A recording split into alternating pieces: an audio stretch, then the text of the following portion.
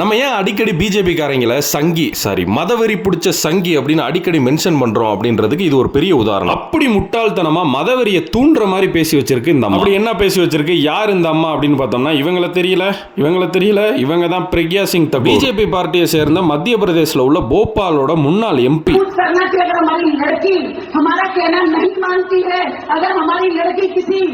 धर्मी के यहाँ जाने का प्रयास करती तो उसकी टांगे तोड़ने में भी कसर मत छोड़ो.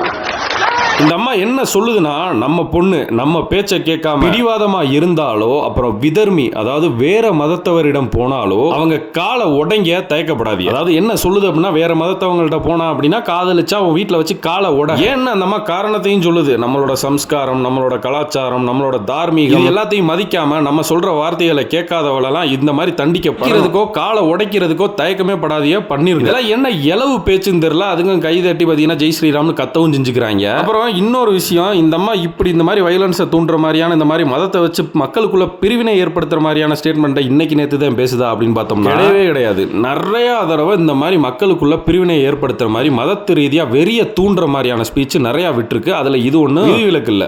ஏன் முட்டா பயனுள்ளா உங்க அறிவிலி அறிவு பேயில போவான் மூஞ்சி மோரையும் மூஞ்சி மோரையும்